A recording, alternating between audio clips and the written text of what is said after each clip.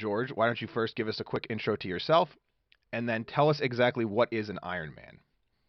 Perfect. Thank you. Yeah, perfect. Well, we'll start with the second question. What is an Ironman? So an Ironman is it's an as you said, it's an ultra race. It's a triathlon basically. So if you think of an Olympic triathlon, when you see in the Olympics where you swim, bike, run, an Ironman is basically uh, hold on a second, do the math. 1, 2, 3, 4 Olympic triathlons back to back. So the actual distance is 3.8 kilometer swim in open water, followed by 180 kilometer bike ride. And it's always going to be hilly. Like they always somehow find the worst places to go. Followed by a full marathon, 42.2 kilometer run, back to back, no gap, like nonstop. Yeah. So, oh, sorry. And then myself. So my background is, I really wasn't into exercise for my whole life. And then when I turned 40, I started thinking about exercising.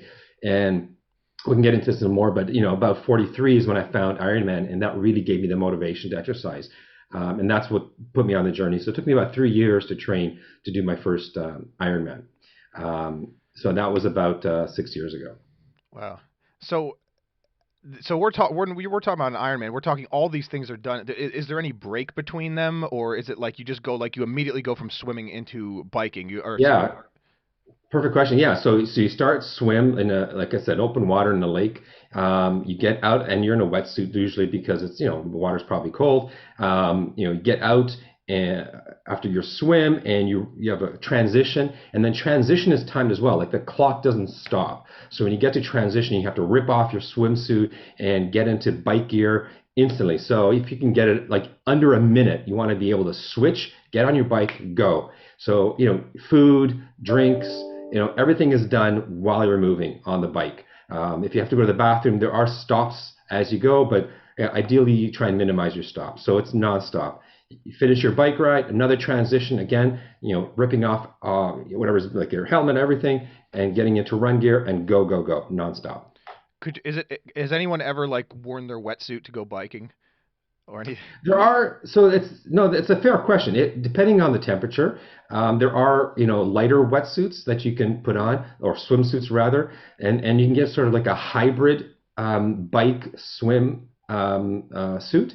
And the only issue is that the padding, you want to get padding on your butt, right? So if you're going to go with that hybrid tri suit they call, then you have less padding so that it wicks or rather it dries quicker because you don't want to sit on a wet suit all day, right?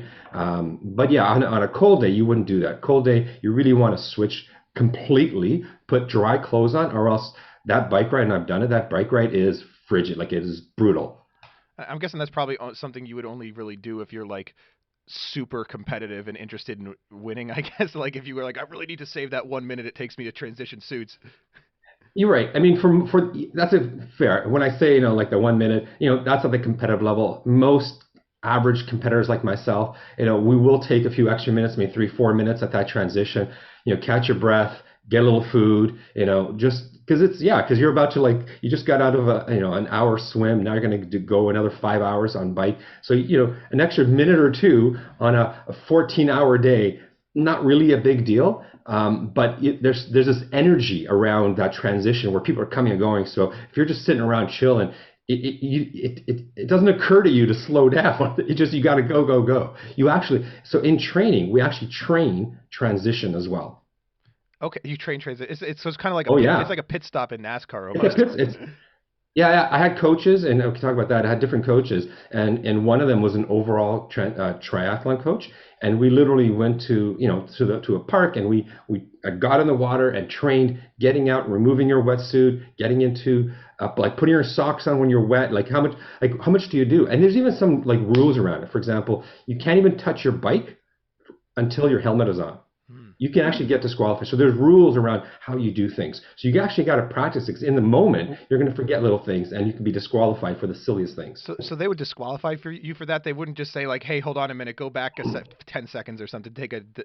It's at discretion, but it is there are things that you can get time penalties. So there are things like that, but there are other ones that are more grave that you can be disqualified for. So that one could potentially be a time penalty.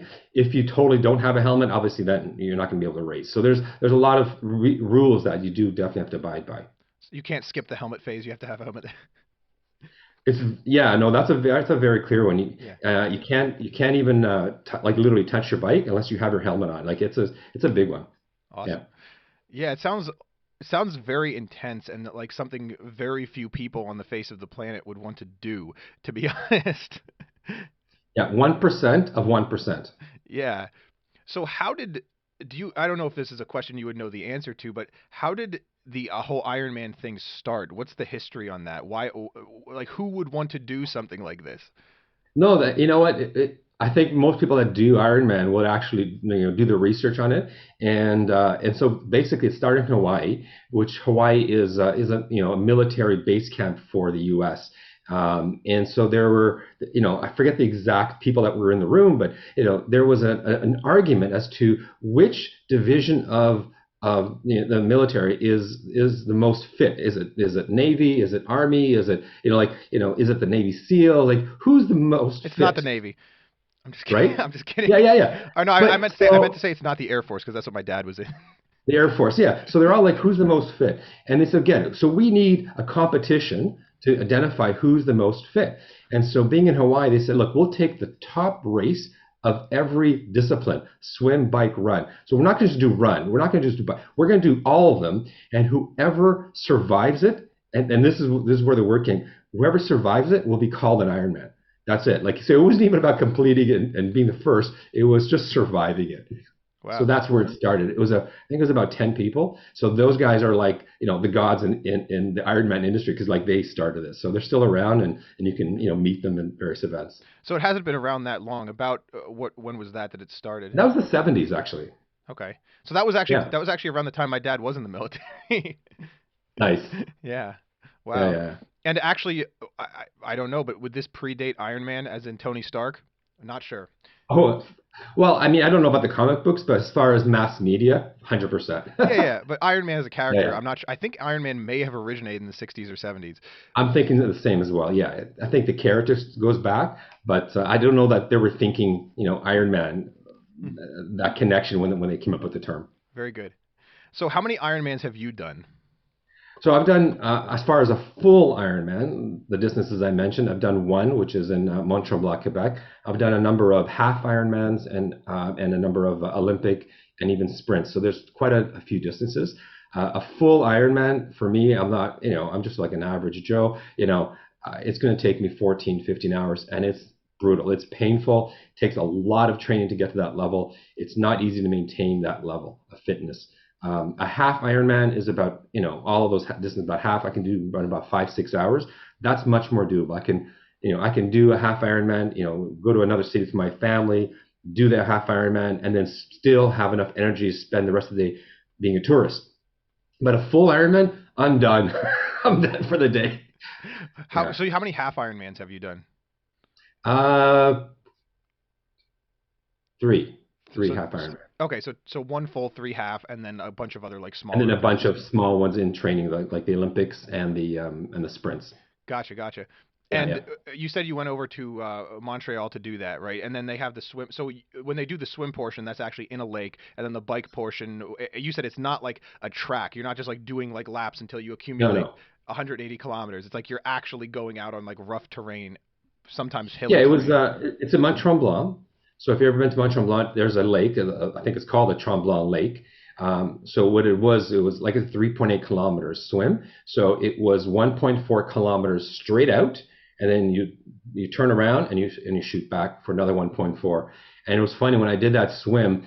I had they give you a map, before you go out, right? And I had it that it was 14 buoys, right? So you got to hit 14 buoys on the way out, right? But I had it that it was 7 out, 7 in, 14. Like I had this in my head, 14, 14. And then I got to number 7, and I'm like, how come I didn't turn around yet? And it was like 8. I'm like, oh my God, it's not 14, it's 28. It's 14 buoys out, 14 back. I was just like, oh no, I'm never gonna finish. It was just like psychologically, it's a hard race. Uh, and that's the biggest thing with these races. It really is a lot of psychological to keep going. And especially my Tremblant race, I'll mention that in a bit. But I got hurt during it, and I could have quit because that was like I was limping, and I just continued, right, persisted. So that's the mindset of someone who does an Ironman. They're just going to finish no matter what.